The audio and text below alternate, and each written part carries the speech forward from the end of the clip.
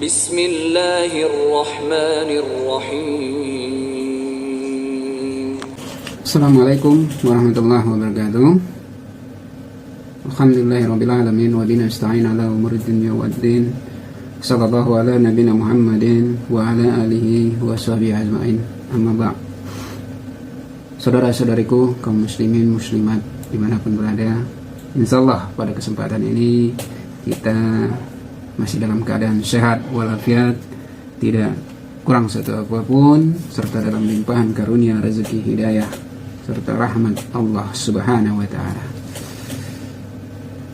Kembali pada kesempatan ini kita membahas tentang salah satu bagian dari buku Jejak Perjalanan Akhirat dan Syafaat. Silahkan yang belum memilikinya bisa di-download aja langsung di Hikmah 313 atau klik aja di Google, langsung bisa di search, insyaallah muncul bukunya. Bahwa ada beberapa kisah yang disebutkan bahwa ada orang-orang yang sejengkal lagi masuk surga, namun justru mereka masuk neraka.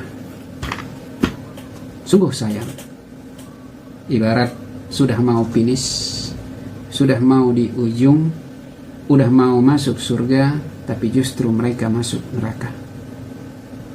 Tentu hal ini tidak kita inginkan, dan siapapun tidak akan mau seperti itu.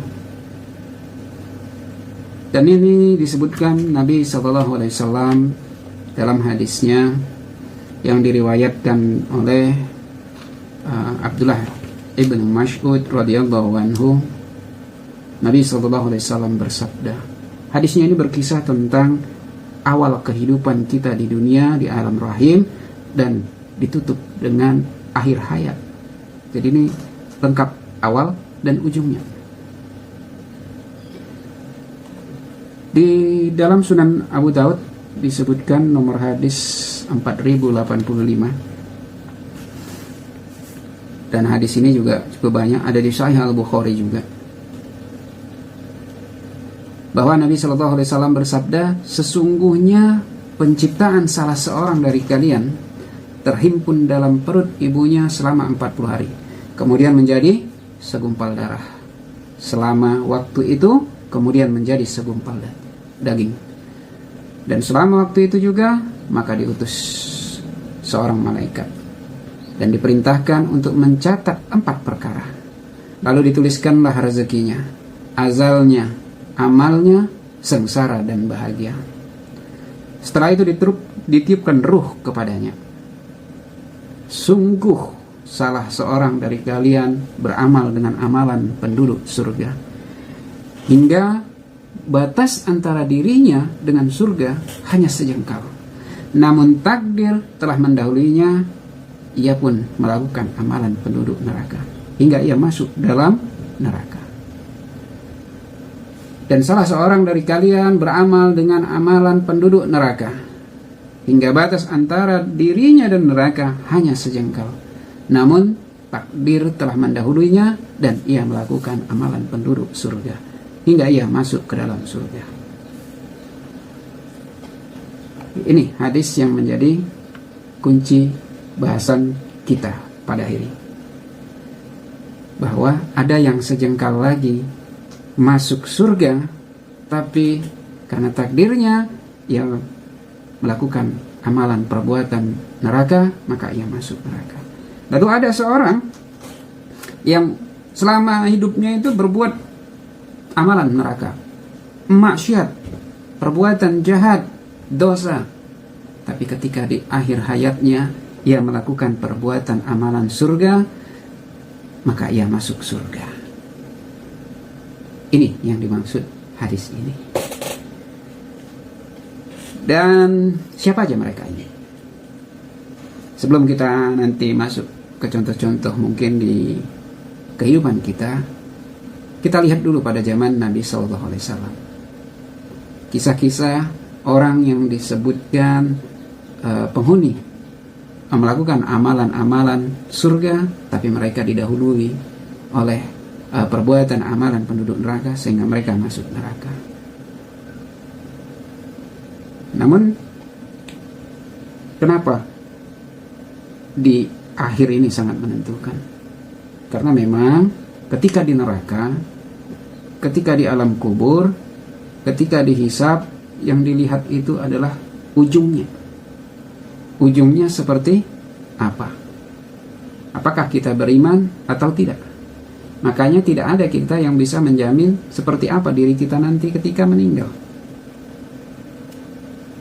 Sehingga kita tetaplah beramal, berdoa, berikhtiar agar senantiasa istiqomah sampai akhir hayat, sampai maut. Karena ketika di alam kubur yang ditanyakan itu juga ketika bagaimana akhir hayat kita. Ini ada disebutkan Nabi Shallallahu Alaihi Wasallam dari riwayat Abu Hurairah dalam Sunan Ibnu Majah nomor hadis 4258 bahwa Nabi Shallallahu Alaihi Wasallam bersabda, sesungguhnya mayit masuk ke dalam kuburnya, maka seorang yang soleh akan didudukkan dalam kuburnya tanpa rasa takut dan rasa kekhawatiran. Lalu dikatakan kepadanya, bagaimana keadaan akhir hayatmu? Maka ia menjawab, aku dalam keadaan Islam. Lalu ditanyakan kepadanya, siapa laki-laki ini? Ia menjawab, Muhammad Rasulullah Sallallahu Alaihi Wasallam. Dia telah datang kepada kami dengan membawa keterangan-keterangan dari sisi Allah. Lalu kami membenarkannya. Lalu ditanyakan lagi padanya, apakah kamu melihat Allah? Tidak layak bagi seseorang melihat Allah. Maka disingkapkan baginya itu celah yang membatasi neraka. Maka ia pun melihat gejolak api yang saling menghantam satu sama lain. Lalu dikatakan kepadanya, lihatlah apa yang telah Allah perbuat untuk menyelamatkanmu. Maka disingkapkan baginya celah yang menghalangi terlihatnya surga. Maka ia pun melihat hiasan dan keindahan seluruh apa yang ada di dalam surga. Lalu dikatakan padanya, inilah tempatmu. Ini orang-orang soleh ketika di dalam alam kuburnya. Sedangkan orang-orang yang jahat, orang-orang yang kafir, mereka berlaku sebaliknya. Maka yang dilihat adalah ujungnya. Seperti apa ujung kehidupan kita. Di dalam kisah Nabi Shallallahu Alaihi Wasallam ada beberapa yang dikisahkan bagaimana orang-orang yang dianggap melakukan amalan perbuatan surga, tapi justru Nabi menyebutkannya mereka masuk neraka. Ini dalam sebuah kisah yang sering dibacakan, sering kita dengar. Ini ketika peperangan. Jadi ini ada disebutkan di Sahih Muslim nomor hadis 163 bahwa Rasulullah Sallallahu Alaihi Wasallam itu bertemu dengan orang-orang musyrik, maka terjadilah peperangan. Jadi semasa Rasulullah Sallallahu Alaihi Wasallam kembali ke pasukan Muslim dan orang-orang kafir kembali ke pasukan mereka, terdapat seorang kalangan sahabat Rasulullah Sallallahu Alaihi Wasallam yang tidak membiarkan musuh berlalu begitu saja. Ia kejar, ia serang musuh dengan pedangnya. Lalu sahabat Rasulullah yang lain berkata, pada hari ini tidak ada dari kalangan kita yang benar-benar berpuas hati seperti yang dilakukan fulan.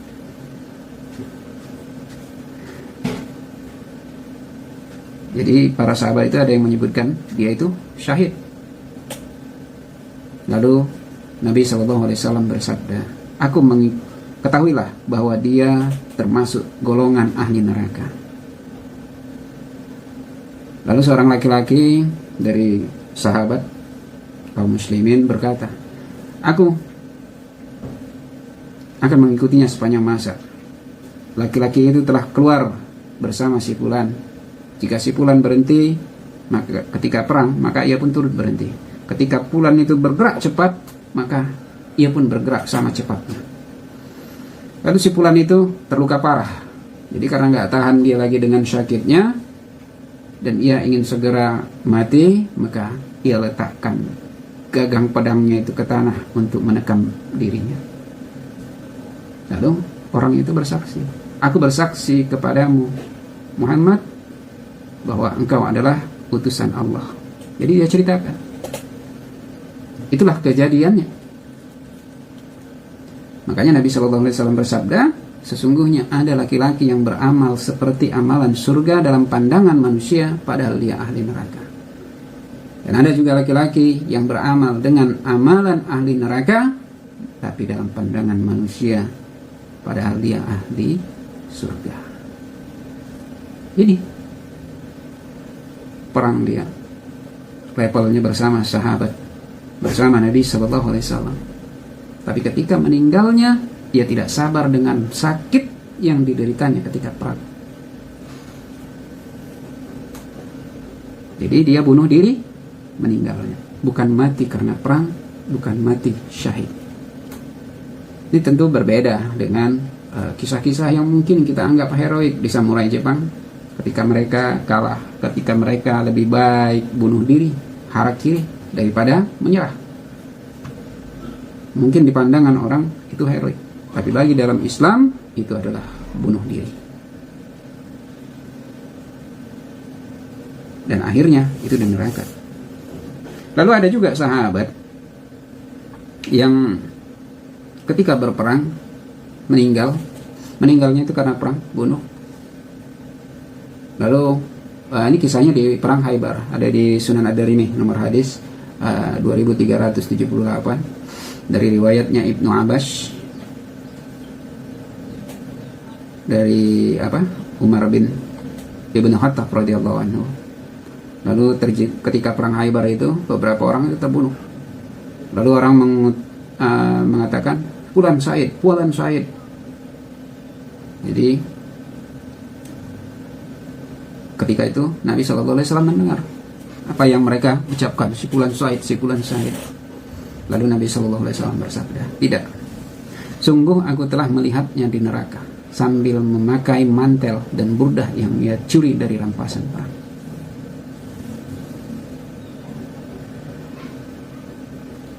Jadi orang yang mati syahid, kita anggap ia telah mati berperang, tapi ternyata dia ada menyimpan harta rampasan yang belum dibagi. Ini yang disebutkan Nabi SAW. Beliau melihat ia memakai mantel dan burdah yang ia curi dari rampasan perang. Bahkan ada yang lebih dari kelada kecil itu bisa menyebabkan ia masuk neraka. Lebih kecil dari itu, bahkan sepasang sendal pun bisa. Jadi sungguh merugi kita orang-orang yang terbunuh seharusnya syahid, tapi karena ada maksiat dan perbuatan dosa, pencurian yang kita lakukan, apalagi itu berkaitan dengan rampasan perang, itu termasuk dosa besar. Maka ujungnya bukan di surga, tapi justru masuk neraka. Begitu juga ada sahabat yang ketika berperang, ini dari Abdullah ibnu Mas'ud radhiyallahu anhu di Musnad Ahmad nomor hadis 3756, bahwa beliau menyebutkan, janganlah kalian menyebutkan si fulan mati syahid atau si fulan syahid terbunuh, karena memang sesungguhnya ketika berperang itu ada yang niatnya kadang berbeda. Ada yang niatnya karena berperang karena ingin mendapatkan ghanimah, ada yang ingin terkenal, ada yang ingin berperang untuk dilihat kedudukannya. Ini yang disebutkan Nabi SAW dari riwayatnya Ibnu Mas'ud. Itu belum lagi kita yang terlihat jelas. Ini udah masuk di dalam hati. Karena memang ada yang niatnya memang lain ketika berperang. Ada yang cuma ingin dipanggil seorang pemberani, dan itu termasuk orang yang pertama nanti akan masuk neraka. Itu ada dari riwayatnya Abu Hurairah. 3 orang yang pertama kali dihisab dan mereka masuk neraka, yaitu orang yang pandai dalam Al-Quran, tapi bukan karena Allah, tapi karena ingin disebut dia orang berilmu, orang yang pandai, orang yang sering berbagi harta, berinfak, tapi hanya karena ingin dipanggil dermawan oleh orang lain.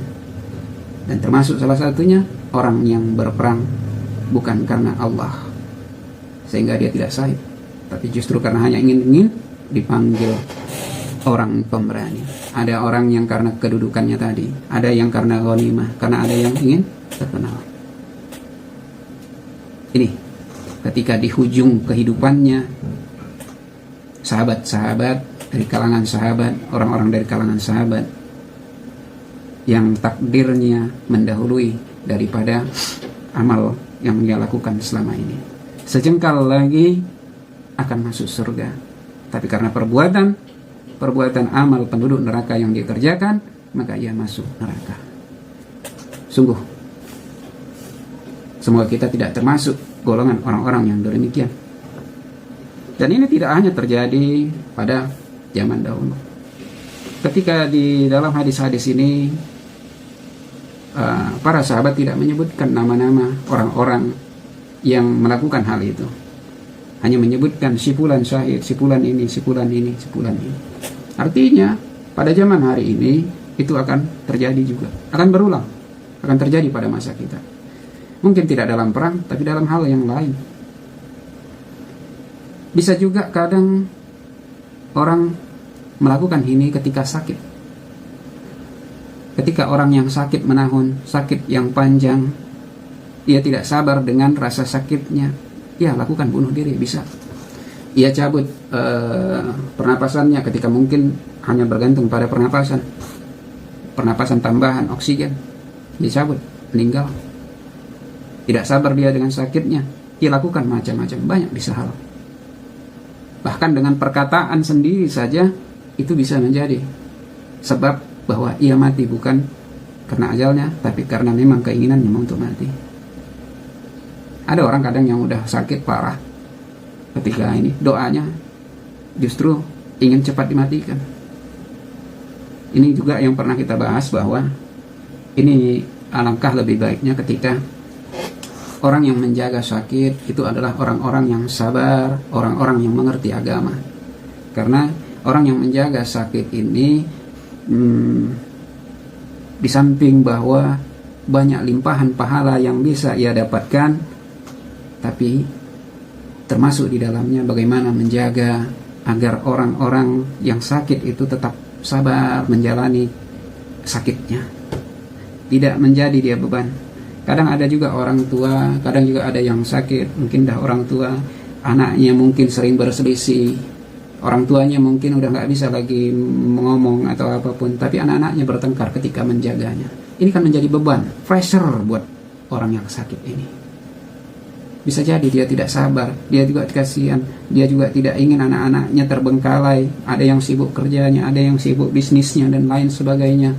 Sibuk masalah siapa yang menjaga. Dan ini kan bisa menjadi beban psikologis buat orang tuanya.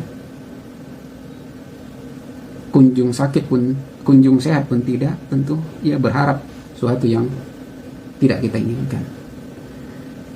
Ini bisa jadi termasuk di dalamnya orang-orang yang putus asa dalam sakitnya, dia mengakhiri kehidupannya. Ini bisa termasuk orang-orang yang sejengkal lagi menuju surga, tapi ia melakukan amalan perbuatan neraka. Ada kadang juga di antara kita udah tahu kadang riba, tapi kadang kita masih tawar-menawar. Ada yang kadang ketika makan udah pensiun, tapi malah ia meminjam panjang. Kadang nggak sadar juga kita memang ketika udah pensiun, itu di samping-samping sekitar orang-orang yang pensiun itu banyak yang menawarkan hutang, pinjaman, bunga kecil, temponya panjang, bahkan sampai kadang udah di ujung sampai puluhan tahun. Ajal memang tidak ada yang tahu, tapi pinjaman itu tetap ditawarkan mereka. Dan alangkah meruginya ketika kita mengakhiri hidup dalam kehidupan yang masih berlumur riba. Ketika kita meninggal dalam keadaan riba, apalagi di penghujung udah pensiun, udah tinggal harusnya menikmati kehidupan, justru kita meninggal dalam keadaan riba. Ada juga yang dalam hal lain, kadang kita yang mendatangi para pemimpin yang zalim, pemimpin yang pembohong, orang-orang yang mendatangi mereka, orang-orang yang membenarkan perkataan mereka, orang-orang yang mendukung kezaliman pemimpin-pemimpin yang zalim itu orang-orang yang tidak yang disebutkan Nabi Sallallahu Alaihi Wasallam, mereka bukanlah umatku, mereka bukan golonganku, dan aku bukan golongan mereka. Ketika di ujung akhir hayat ini yang kita lakukan dan kita belum bertobat, ini sungguh sangat disayangkan.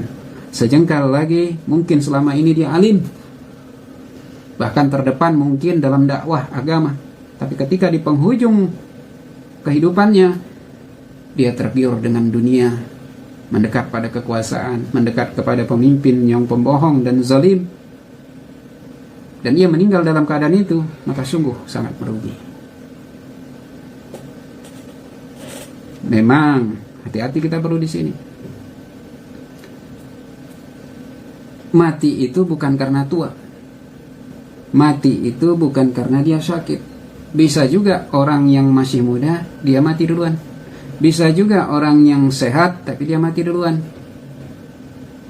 Jadi inti dari pembahasan kita ini bukan karena umur, tapi karena perbuatan maksiat dan dosa yang dibuat sebelum maut datang. Ketika perbuatan dosa maksiat belum sempat kita bertaubat, ketika maut datang, maka ini yang kita maksudkan. Sejengkal lagi masuk surga, tapi ia masuk neraka karena perbuatan neraka. Karena anak muda pun, jika katakan dia soleh, tapi ketika di penghujung hayatnya ia melakukan sebuah maksiat yang dia belum bertobat, ketika meninggalnya, mungkin ketika itu langsung jebret, jatuh dari kereta, meninggal, belum sempat bertobat, sungguh sangat disayangkan. Meninggal dalam keadaan maksiat.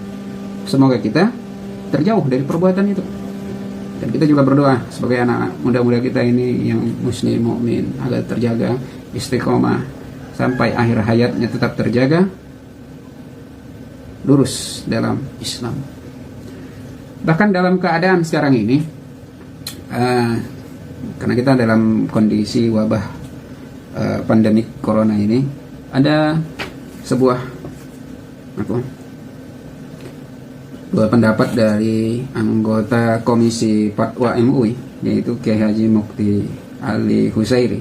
Ini menyebutkan bahwa saat ini banyak ketika wabah taun di mewabah seperti corona ini, bahwa beliau menyebutkan bahwa